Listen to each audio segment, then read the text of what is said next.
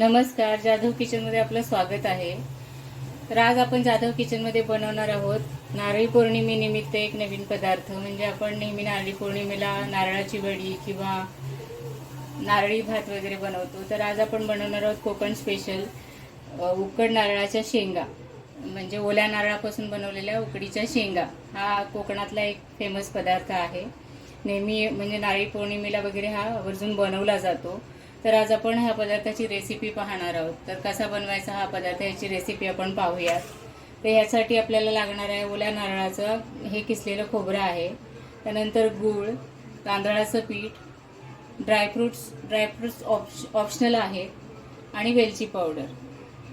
तर हे आता कसं करायचं ते आपण पाहूया। पहिला आपण सारण बनवून घेऊया। तर त्याच्यासाठी मी याच्यामध्ये आपण टाकणार आहोत थोडंसं घी,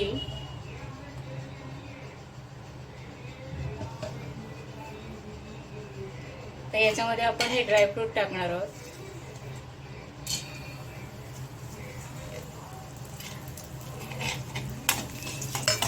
हे थोडे रोस्ट झाले की आपण याच्यामध्ये तसं खोबरं घालायचं आहे।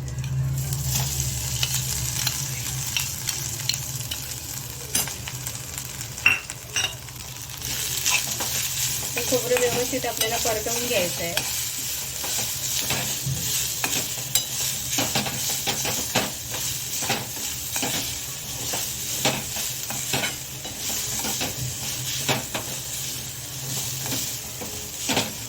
आता आपण याच्यामध्ये गूळ घालणार आहोत।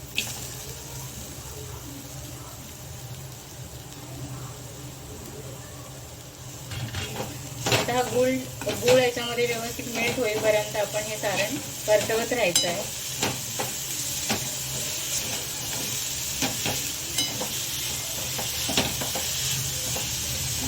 गॅसची फ्लेम एकदम स्लो ठेवायची आहे आणि सारखं परतवत हा गूळ व्यवस्थित याच्यामध्ये मेल्ट करून घ्यायचा।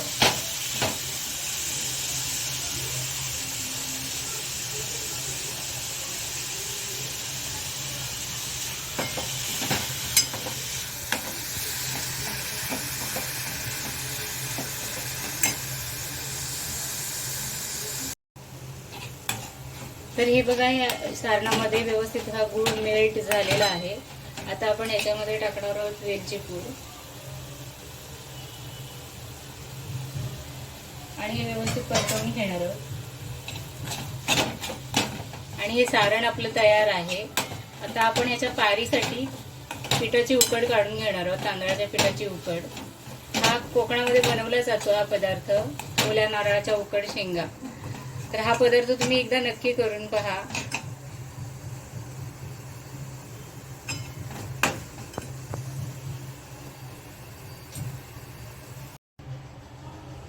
तर तांदळाच्या पिठाची आपल्याला उकड काढायची आहे, तर त्याच्यासाठी मी हे भांडं गरम करायला ठेवलंय। त्याच्यामध्ये आपण पाणी घालणार आहोत। 1 वाटी पीठ आहे, तर आपण साधारण ह्याला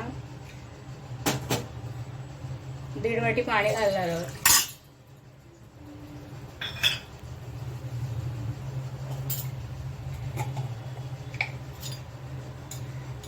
त्याच्यामध्ये आपल्याला टाकायचं चवीनुसार मीठ आणि आपण याच्यामध्ये थोडं घी सुद्धा टाकणार आहोत, म्हणजे हे पीठ व्यवस्थित मळता येतं आपल्याला आणि याची पारी फुटत नाही।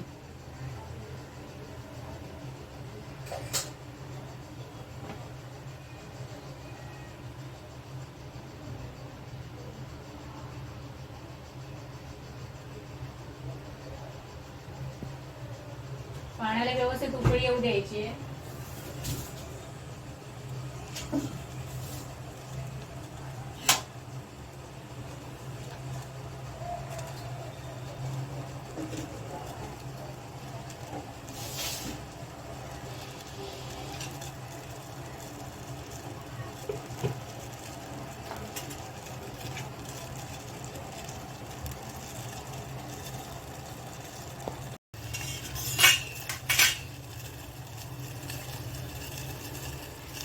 तर पाण्याला उकळी आलेली आहे। आता आपण याच्यामध्ये पीठ घालणार आहोत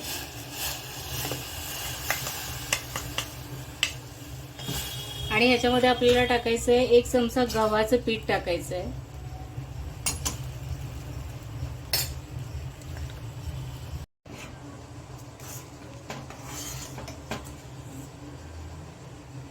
तर हे बघा, हे आपलं पीठ त्या पाण्यामध्ये व्यवस्थित भिजलेलं आहे.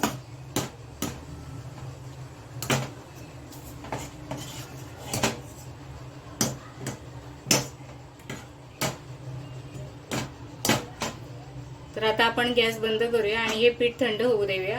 मग आपण हे मळून घेणार आहोत. तर हे पहा, हे आपलं पीठ थंड झालेलं आहे. आता आपण हे मळून घेणार आहोत. हे समजा थोडं पाणी वगैरे कमी वाटलं तर आपण ह्याच्यामध्ये थोडंसं कोमट पाणी घेऊन ते मळू शकतो हा पीठ.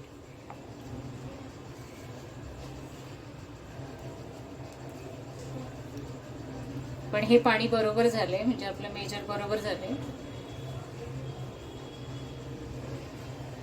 आणि हे बघा, हे पीठ व्यवस्थित मळलं जाते त्या पिठात पाण्यामध्येच.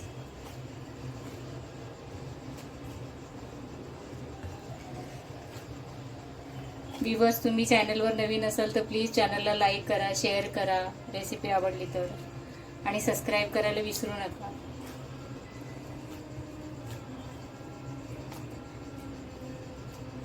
ह्याला आपण थोडंसं तेलाचा हात देणार आहोत, म्हणजे हे हाताला पीठ चिकटणार नाहीये.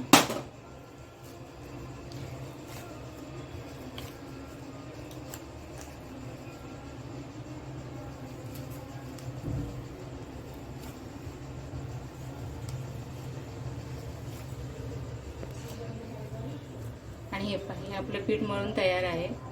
आता आपण याच्यापासून शेंगा कशा करायच्या, म्हणजे करंजी सारख्या करायच्या आहेत त्या. तर आपण त्या कशा करायच्या त्या पाहूयात. तर आपलं पीठ मळून झालेलं आहे. आता आपण ह्यातला थोडा गोळा घेणार आहोत आणि ह्याच्यापासून आपण पारी बनवणार आहोत त्याची.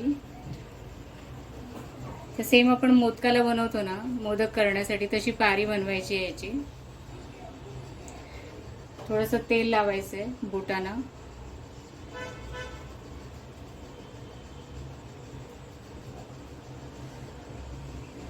आणि हे बघा, हे अशा पद्धतीने ही पारी बनवून घ्यायची आहे आपल्याला. जेवढी पातळ व्यवस्थित करता येईल आपल्याला हाताने तेवढी करायची आहे.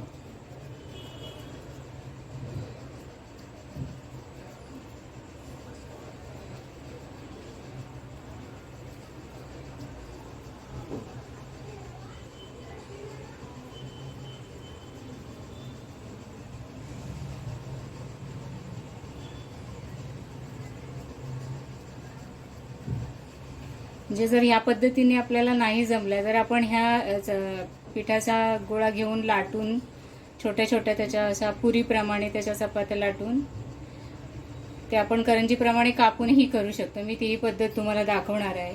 एखाद्याला नसेल जमत अशा पद्धतीने करणं तर त्या पद्धतीने आपण बनवू शकतो.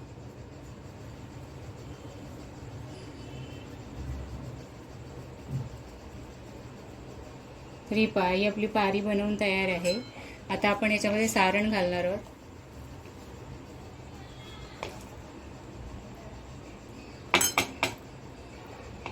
आता याच्या दोन्ही कडा आपण व्यवस्थित अशा दाबून घ्यायचे आहेत.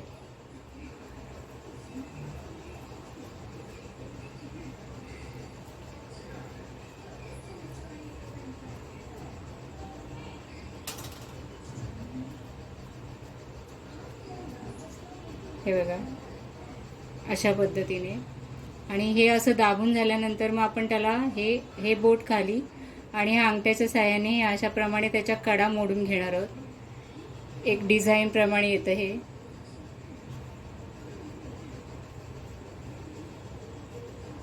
हे पहा.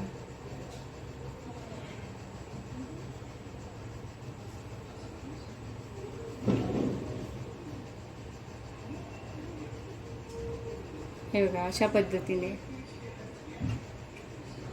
तर आता आपण ह्या करून घ्यायच्या. आता तुम्हाला मी लाटून कशी करायची तेही दाखवते. तर हे पहा, एक गोळा घ्यायचा आहे आणि याला तांदळाचं सुक्क पीठ लावून आपण हे लाटून घेणार आहोत.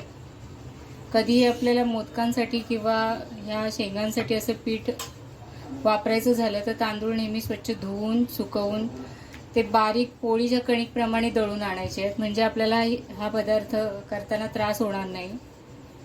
कारण पीठ जितकं बारीक असेल ना तितकं व्यवस्थित होईल, त्याची पारी वगैरे फाटणार नाही.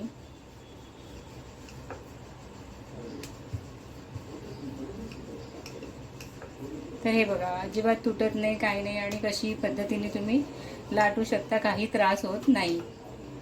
तर आता आपण ह्याच्यामध्ये सारण भरणार आहोत.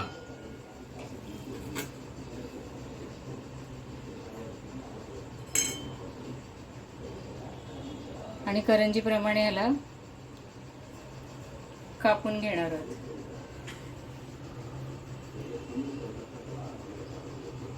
हाताला चिटकत असेल तर पीठ थोडं सुकं पीठ वगैरे लावायचं आहे, पण आपण ह्याच्यामध्ये पीठ उकडताना थोडं घी टाकले, प्लस आपण पीठ मळतानाही ह्याला तेलाचा वापर केलेला आहे, तर पीठ हाताला चिटकत नाही साधारण. पण तरीही त्रास वाटला, काही चिकटते असं वाटलं तर आपण हे करू शकतो. तर हे बघा, अशा पद्धतीने ह्या कापूनही पटकन होतात करून, म्हणजे हातावरती कडा मोडून करण्यात खूप वेळ जातो, त्यापेक्षा अशा पद्धतीने पटकन होतील. तर आता आपण ह्या सगळ्या बनवून घेऊया. तर हे पहा, मी पाणी गरम करायला ठेवलं होतं. आता आपल्या ह्या शेंगा बनवून तयार आहेत. तर आता ह्या वाफायला ठेवूयात आपण.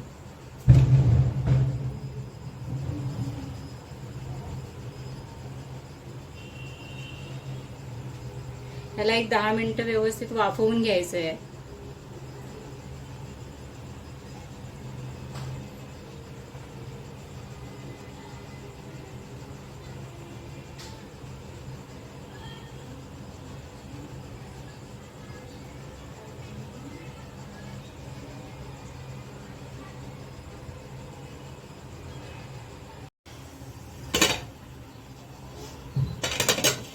हे पहा, 10 मिनिटं झालेली आहेत आणि ह्या शेंगा आपल्या उकडून तयार आहेत.